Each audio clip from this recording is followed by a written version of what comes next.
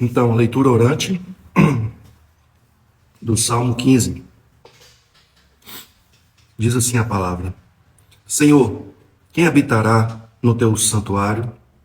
Quem poderá morar no teu santo monte? Aquele que é íntegro em sua conduta e pratica o que é justo, que de coração fala a verdade e não usa a língua para difamar, que nenhum mal faz ao seu semelhante e não lança calúnia contra o seu próximo, que rejeita quem merece desprezo, mas honra os que temem o Senhor, que mantém a sua palavra, mesmo quando sai prejudicado, que não empresta o seu dinheiro visando ao lucro, nem aceita suborno contra o inocente. Quem assim procede nunca será abalado. Mais uma vez. Senhor, quem habitará no teu santuário? Algumas versões dizem, né? No teu santo templo. Quem poderá morar no teu santo monte? Aquele que é íntegro em sua conduta e pratica o que é justo, que de coração fala a verdade e não usa a língua para difamar, que nenhum mal faz ao seu semelhante e não lança calúnia contra o seu próximo, que rejeita quem merece desprezo, mas honra os que temem o Senhor, que mantém a sua palavra, mesmo quando sai prejudicado, que não empresta o seu dinheiro visando ao lucro, nem aceita suborno contra o inocente. Quem assim procede nunca será abalado. Amém? Estamos aqui no Salmo 15. Vamos fazer uma breve meditação nesse texto. Senhor, quem habitará no teu santuário? Quem poderá morar no teu santo monte? Ou seja, né, quem será aceito pelo Senhor? Quem o Senhor aceita para ter comunhão com o Senhor, para viver em sua presença? Quem o Senhor aceita? Versículo 2 responde: Aquele que é íntegro em sua conduta e pratica o que é justo, que de coração fala a verdade. E aqui vem uma lista, né? Estamos no Salmo 15, versículo 2. Então, olha só. Quem será aceito por Deus? Com quem ele se relacionará e terá intimidade com Deus? E aí ele traz uma lista, começa dizendo assim, ó, aquele que é íntegro em sua conduta e pratica o que é justo. Aqui nós vemos que Deus, não só nesse versículo, mas a gente percebe isso em toda a palavra, que para Deus a nossa prática é muito importante. O que fazemos, as nossas atitudes são muito importantes. Mas a nossa conduta, ela também reflete o nosso coração. Por isso que também diz assim, ó, que de coração fala a verdade. E o judeu, ele sempre prezou pela atitude. Sempre prezou pela atitude. Ele é muito prático. E o judeu, não contente com as diversas ordenanças bíblicas, ele ainda criou uma coisa chamada tradição. E na tradição dos judeus, na tradição dos idosos, dos sábios judeus, dos anciãos, eles criaram mais assim centenas de regras para conduta honesta, íntegra, uma conduta ilibada, porque ele valoriza demais a prática. E existiam várias correntes judaicas e algumas mais radicais que as outras. E a mais famosa delas é o grupo dos fariseus. Os fariseus são aqueles mais fanáticos, aqueles mais rigorosos com a lei. os mais cumpridores dessas regras. E por que eles ficaram famosos? Porque foi o povo mais conflituoso com Jesus. E foi o que Jesus mais criticou. Foram os fariseus. E Jesus trouxe verdades que eu fico até tentando me colocar no lugar do fariseu. Devia ser muito difícil entrar na cabeça de um fariseu aquilo. Porque quando Jesus, por exemplo, no Sermão do Monte, ele veio trazer não só a conduta, mas ele trouxe o coração. Então, quando Jesus, lá no Sermão do Monte, ele fala assim, ó, mais ou menos assim, ó, o que a lei diz? A lei diz que é pecado você adulterar. Aí Jesus fala assim, e eu digo mais, aquele que cobiçar uma mulher, você já adulterou com ela. Percebe? Que Jesus traz não só a atitude, a prática mesmo, mas o pensamento, o coração. Então, se você desejou, se você colocou no seu coração aquela paixão por aquela mulher, você adulterou com ela. Olha que interessante. E eu vou concluir isso. Outra coisa, Jesus fala assim, o que a lei diz não matarás. Aí Jesus fala assim, mas eu digo mais. Aquele que odiar o seu irmão será condenado. Então Jesus traz, além da prática, ele traz também o coração. E aí uma coisa espetacular, porque aquilo que já era impossível para o homem cumprir 100%, o que já era muito difícil para o homem cumprir 100%, tornou-se impossível. Porque o que ficou claro ali? Ficou claro que o judeu, ele não praticava o pecado, ou ele se esforçava para não praticar. O fariseu, então, tinha uma conduta ilibada, mas o coração era mau. O coração era pecador. Por isso que Jesus chama os fariseus de sepulcro caiado. O que é um sepulcro caiado? É um sepulcro, né, um lugar de uma cova, um lugar de uma pessoa morta. Caiado é o quê? Pintado. Todo pintadinho de branco. Então, por fora você tá branquinho, com roupinha de religioso, tem uma atitude correta, politicamente correto, mas por dentro você está morto, por dentro você está podre. E aí, quando eu leio o Sermão do Monte, eu fico até assim, assustado. Porque se a lei era dura, Jesus traz uma lei muito mais pesada, que é não só a lei do coração, da atitude, mas a lei do coração. E o que me resta pensar? A única solução que nos resta pensar é que a única forma da gente ser aceito por Deus é pela graça. Porque se Deus levar em conta as minhas atitudes e o meu coração, eu estou perdido. Eu estou perdido. E a única forma, então, de eu encontrar misericórdia de Deus e ter condição de habitar em sua presença, habitar no santuário do Senhor, no seu santo monte, a única condição que me possibilita isso é pela graça. Ou seja, pela misericórdia de Deus, porque ficar sem o pecado é impossível. E a lista que é grande, estamos no Salmo 15. Então a lista diz assim, ó, quem habitará na presença do Senhor? Aquele que é íntegro em sua conduta. Só que já matou assim, já condenou 70%. Aquele que é íntegro em sua conduta. E pratica o que é justo, matou mais os 29%, só sobrou 1%. Né? Que de coração fala a verdade, aí acabou. Sobrou ninguém.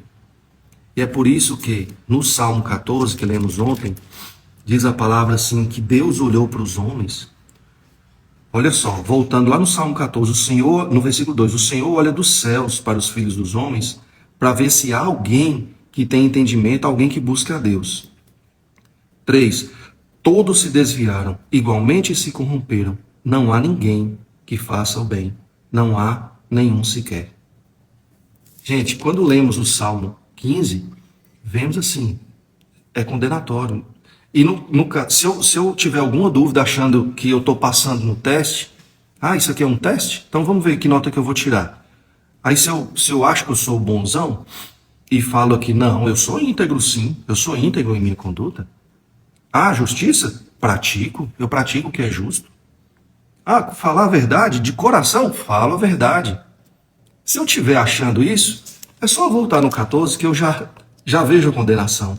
Todos pecaram. Não há um justo sequer. Não há um justo sequer. Todos se desviaram, igualmente se corromperam. Não há ninguém que faça o bem. Não há um sequer.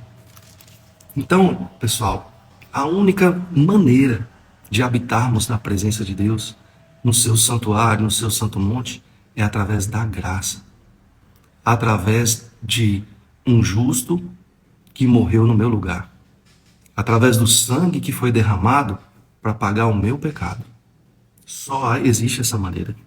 Mas é claro que, mesmo sem conseguir cumprir isso aqui, e também não é o objetivo de Deus nos dar um código moral para que sejamos salvos, não seremos salvos pelo código moral. Não seremos. O código moral nos condenará. Presta atenção. É por isso que a palavra diz assim, que nós seremos salvos pela graça. Pela graça sois salvos mediante a fé. Isso não vem de vós, vem de Deus, para que ninguém se glorie. Para que ninguém bata no peito e fale assim, eu consegui, eu passei nesse teste. Eu sou o bonzão, eu sou o santo. Para que ninguém se glorie. Ficou claro na palavra que a salvação ela não vem pela prática moral, pelo cumprimento de uma cartilha de conduta. Não, isso não te salvará. Isso, pelo contrário, isso te condenará. A única maneira de você ser salvo é pela graça. Pela graça sois salvos mediante a fé.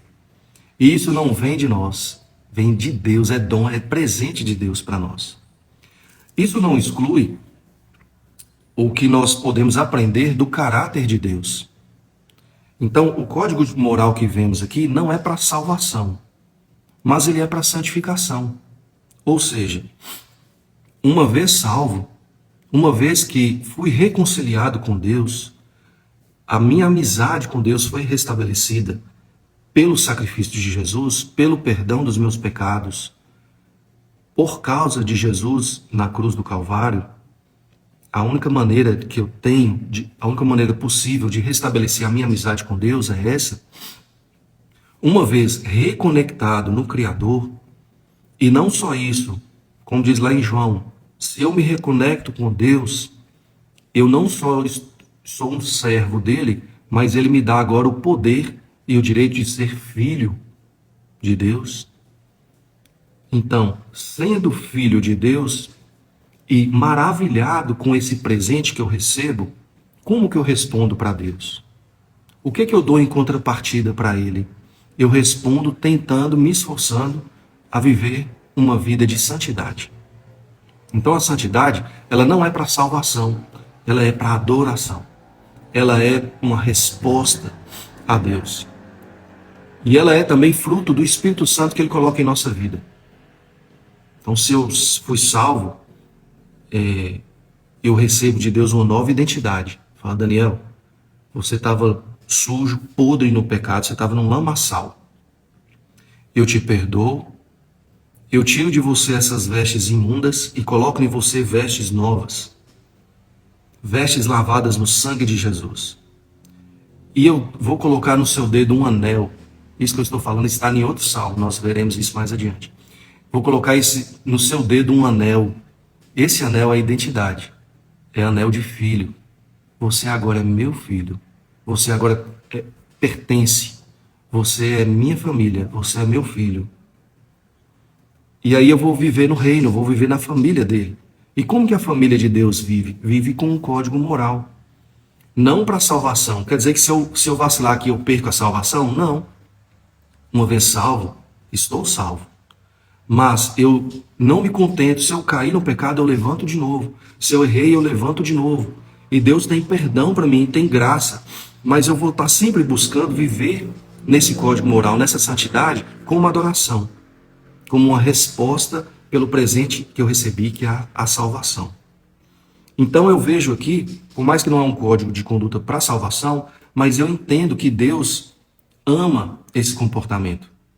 E porque Ele ama esse comportamento, foi Ele que deixou isso para a gente, eu tento seguir como louvor e adoração a Ele, como submissão a Ele. Certo? Então, como eu vou tentar viver da agora para frente? Com integridade de conduta, com prática de justiça, com falando a verdade, não só de boca para fora, mas de coração. Não vou usar a minha língua para difamar. Não vou fazer mal ao meu semelhante. Não lanço calúnia contra o próximo. Vou rejeitar quem merece desprezo. Olha aqui, isso aqui é interessante. Isso aqui não é politicamente correto. Bíblia não é politicamente correta, gente. Bíblia não é inclusiva. A Bíblia não é inclusiva, ela é exclusiva em vários sentidos. Ela é inclusiva em que sentido? Que o pobre de espírito pode se arrepender dos seus pecados e ser salvo. Isso ela é inclusiva. O gentio pode ser salvo, não só o judeu. Isso é inclusivo. Mas ela é exclusiva como? Quem merece desprezo tem que ser desprezado. Isso é justiça. O que faz a maldade tem que ser condenado. Tem que pagar o seu pecado. Isso é justiça. Então, a justiça também de pesar a mão em quem tem que ser pesada a mão, isso também Deus se agrada. Honrar os que temem o Senhor, que mantêm a sua palavra, mesmo quando sai prejudicado. Isso aqui é um princípio hoje difícil de ver. Manter a sua palavra, mesmo quando sai prejudicado. Mesmo quando você leva o prejuízo, manter a sua palavra. Não lesar o seu próximo. Que não empresta o seu dinheiro visando o lucro. Ou seja, que ele não é o lucro ganancioso, não é o lucro pesado. Aqui traz uma condenação para a agiotagem, né? E que não aceita suborno contra o inocente. Quem assim procede nunca será abalado. Então, aqui voltando só para concluirmos, esse código de conduta ele não traz salvação, ele traz condenação. Por quê? Porque nenhum de nós passa nesse teste. Nenhum de nós. O teste já era difícil. Aí vem Jesus, séculos depois, sobe lá num monte, uma grande multidão ao redor dele, e ele fala, lembra o que diz a lei? Lembra lá o que diz os anciãos? Lá na lei está dizendo, não matarás. Eu digo mais. Se você odiar o seu irmão, você já matou ele. Olha só. O que diz a lei? Não adulterarás? Digo mais. Se você olhar com um olhar cobiçoso para uma mulher, você já adulterou com ela. Eu estou citando esses dois exemplos aqui, mas é um sermão enorme, né? Que Jesus traz lá. Então, essa conduta moral que traz na Bíblia, ela não é para salvação. Ela é para condenação. Se você tentar ser salvo pela lei, Deus te julgará também pela lei. Mas se você entender que a salvação é pela graça, Deus te julgará pela graça. Ou seja, quando Ele olhar para você no dia do julgamento final, quando Deus olhar para você para te julgar no dia do juízo final, o que você vai apresentar para Ele? Você vai apresentar a Deus. Você vai apresentar a Deus o seu código de conduta que você cumpriu? Não fiz mal ao meu semelhante, cheque. Não menti de coração, cheque. Você vai fazer isso? Você vai levar a tinta. Você está condenado, porque em algum momento da sua vida você praticou essas coisas. Mas se você apresentar isso a Deus, Deus vai te condenar pela lei. Mas se você apresentar para Deus assim, como um pobre de espírito, fala, Senhor, eu pequei, eu errei em tudo isso. Eu não tenho condições. Senhor, tem misericórdia de mim. Eu sou pecador. Eu pequei, Senhor. Eu não tenho condições de ser salvo. mas eu entreguei minha vida para Jesus. Eu reconheço que Ele é seu filho. Eu peço perdão pelos meus pecados. Se você fizer isso, se arrepender dos seus pecados e crer que Jesus é filho de Deus e morreu em seu lugar para pagar uma pena, uma condenação que era sua, você será perdoado. E aí quando Deus for te julgar, Ele verá em você assim vestes lavadas no sangue de Jesus. E o que Ele vai dizer para você? Entra no gozo do teu Senhor, servo bom e fiel. Meu filho, Ele te chamará de filho.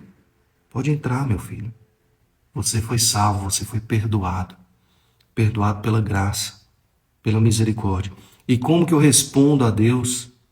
Como que eu devolvo a Deus por esse presente que Ele está me dando? Vivendo uma vida, buscando todos os dias, viver uma vida dentro de uma prática de conduta moral, não para mostrar para os outros, não para ser um religioso, não como um fanatismo, não tentando ser melhor do que ninguém, mas uma adoração a Deus. Senhor, porque eu te amo, eu falo a verdade. Senhor, porque eu te amo, nesse momento aqui, eu vou levar o prejuízo. Eu vou levar o prejuízo para honrar a minha palavra. Eu vou levar o prejuízo porque nessa situação eu estou errado. Senhor, porque eu te amo, a minha língua não difama ninguém. Senhor, porque eu te amo, eu busco ter uma conduta íntegra. Senhor, porque eu te amo, porque eu te adoro, eu vou praticar o que é justo. Senhor, porque eu te amo, eu não farei o mal ao meu semelhante. Eu não lançarei calúnia contra o meu próximo. Entenderam? Então a prática de conduta moral, que Deus se agrada, que Deus ama, porque Ele deixou isso para a gente, ela não é para salvação. Ela é viver uma vida assim, é uma adoração. Isso aqui não é para eu comprar salvação. Não. Isso aqui é para quem já é salvo. E busca viver uma vida dessa para agradar a Deus. Amém? Que Deus abençoe o nosso dia, abençoe você e que nós sejamos uma bênção onde estivermos. Vamos fazer uma rápida oração? Adorado seja o seu nome, Senhor Deus Todo-Poderoso, Criador dos céus, da terra, do mar e de tudo o que neles há. Nossas vidas, Senhor, está em suas mãos. Não temos controle de nada, nada, nada. Tudo está em suas mãos.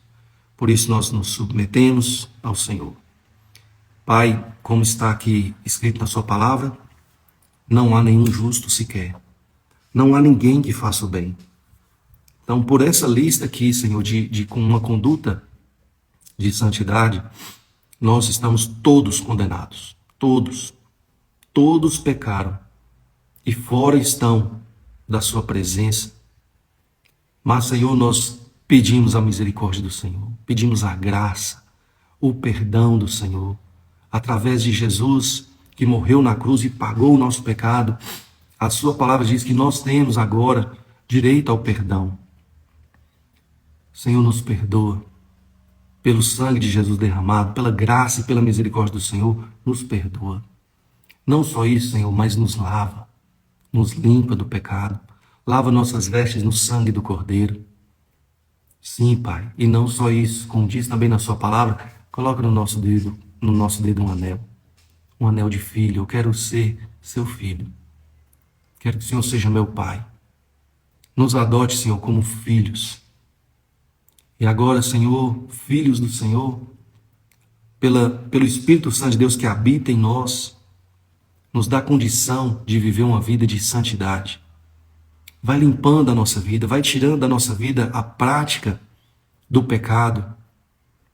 Vai tirando do nosso coração, da nossa mente, as atitudes de pecado, os sentimentos, as raízes do pecado. Aquilo que está em nosso interior, que nos leva a pecar. Aquilo que está no interior, que nos leva a mentir. Aquilo que está no nosso interior, que nos leva a causar um dano ao próximo, que nos leva ao adultério, que nos leva a fraudar ou defraudar alguém.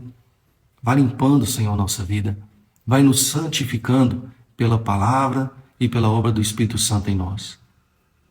Nós pedimos assim, confiantes não em nós mesmos, que teremos êxito, não confiantes na nossa performance, não, mas confiantes na graça do Senhor e na sua misericórdia. Em nome de Jesus, seu Filho amado, que oramos. Amém. Amém? Um bom dia para você, que Deus abençoe o seu trabalho, as suas atividades e que você seja uma bênção. Até mais, até amanhã, se Deus quiser.